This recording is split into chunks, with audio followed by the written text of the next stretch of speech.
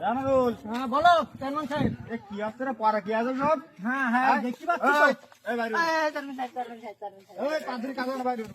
সাহেব, হ্যাঁ চেয়ারম্যান সাহেব বলেন। এ আজকে কুদ্দুস গা বিচারা যাওয়ার সময় পথে হ্যাঁ এই যে গা ওই কোরবান গা ওই যে ঝোপঝাড় আছে না, হ্যাঁ হ্যাঁ ঝোপঝাড়ে গাছের আপডালে দুজন দেখলাম পরকিয়া লিপ্ত।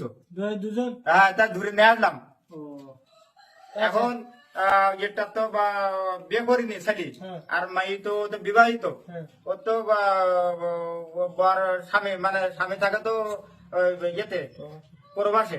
পূর্বাসে থাকে হ্যাঁ, স্বামী। পরবাসে থাকে। এখন একা দুজনে কি করে তুমি বলো দিন দেখি। মানে এই দুজনে একটা বিয়ে করিনি আর মাই বিয়ে করিছে। হ্যাঁ, মাইর বাদ থাকে পরবাসে। বর পূর্বাসে থাকে। হ্যাঁ, আর ছেলে বিয়ে করিনি। ঝড় তোলা কাজ বাজছে। এই তাহলে শোনো চেয়ারম্যান হ্যাঁ সাহেব, বলো মেম্বার। আমি একটা জিনিস খুব কি ফলো করতিস বলো। হ্যাঁ বলো। এ তোমার পাশে যে একানিষ্ঠ লোক সে ছাতা ধরি থাকতো সে কনে গেছে? মেম্বার সাহেব, দুঃখের কথা কি বলবো, সে ভাটায় চলে গেছে। ভাটায় গেছে। হ্যাঁ। তাহলে এই লোকটা ভালো। হ্যাঁ চেয়ারম্যান সাহেব বলো। তা ওর ওই স্বামী তো পরবাসে, স্বামীর কাছে ফোন দাও দিন, তোমার অর্ডারে তো লোক ফোন দাও দেখি। আচ্ছা ফোন দিচ্ছি তাহলে কি মনে করবে? আরে ঝামেলা সব তোমার অর্ডার হয় দেখি আমি, সমস্যাটা। হ্যালো আসসালামু আলাইকুম। হ্যাঁ মেম্বার সাহেব বলছি। হ্যাঁ ওই ওই আপনার যে সরলা বানু, হ্যাঁ চেয়ারম্যান সাহেব বিচারের থেকে আসতে গিয়ে দেখছে যে পরকিয়া করছে, তো ধরে এনেছে আমাদের কাছে। এখন এই বিচার হচ্ছে। এখন আপনি একটু ওই আপনার বইয়ের সাথে একটু কথা বলেন। হ্যালো আমার মাফ করে দাও, আমি বলতে পারিনি, আমি ওই রহিম আমার ডেকেছিল, তো আমি ডেকেলাম দেওয়া করতে। চেয়ারম্যান সাহেব 50 টাকা দেখিল, যাও মাফ করে দাও, আমি আর ভুল করে তুমি করবো না, আমার মাফ করে দাও, আমার মাফ করে দাও, আমার ভুলে গেছে, তোমার পা ধরি, আমার মাফ করে দাও। আমার সরলা বানিয়ে এরকম একটা কাজ করেছে।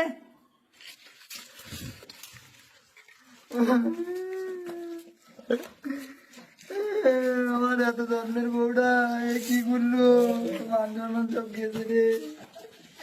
এলে তোমরা জানো না, তুমি সব যা ভালো বোঝো তাই করো, আমি আর বাড়িটাই আসবো না।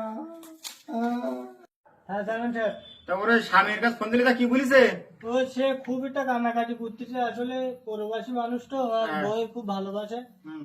তা এইসব মেয়ে ছেলেগুলির তো কিছু করার নেই। আপনারা আমার প্রতি ছাড়ি দিয়েছে, যেটা করলে হয়। এখন চেয়ারম্যান সাহেব, আইন কায়েম যদি দেশে না থাকতো তাহলে ওই 644 ধারা দাঁড়িয়েছি, এতে যাবজ্জীবন কারাদণ্ড জেল হতো। আর ওই আমার কাছে যদি খোলা আইন থাকতো তাহলে ওই 64টা মুখি লাথি আর একটা জুতুর বাড়ি, এই ছাড়া আর সকালে জেলখানা খোলে পিপি সেক্সিতে ভাত। হ্যাঁ, এখন দায়িত্বটা আপনার, আপনি যেটাই করবেন ওইটাই মঙ্গল, আমরা মেনে নেবো আর কি। এই তুমি কি ওর বিয়ে করবা? আমি আমার স্বামীর খুব ভালোবাসি, আমি তো ভুল কাজ করেছি, আমার ক্ষমা করে দাও। তোমার স্বামীর এত ভালোবাসি দেখতে, তাহলে তুমি এরম কাজ করতে না।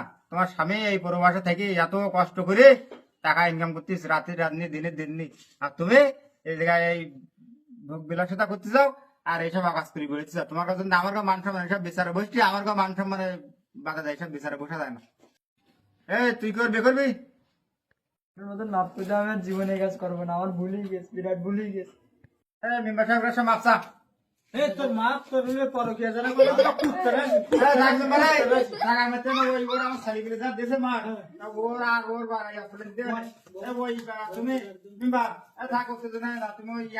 তোমার দায়িত্ব 1 সপ্তাহের মধ্যে দিয়ে দেবা।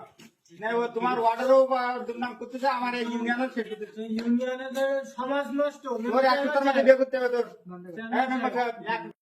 কি করবেন করেন? মাই তো ও তো সাবালে তো বাম নেই, মাও নেই, ও তো এই গাছ ছোটটা বাঁচানো থাকতো, বাঁচাতো বাড়ি। এখন ওর ওই বাপের বাড়ি থাকবে যতদিন ওর স্বামী না আসবে। এই দায়িত্ব, হ্যাঁ, এক করে তোমার এই দায়িত্ব সব তোমার দিলাম।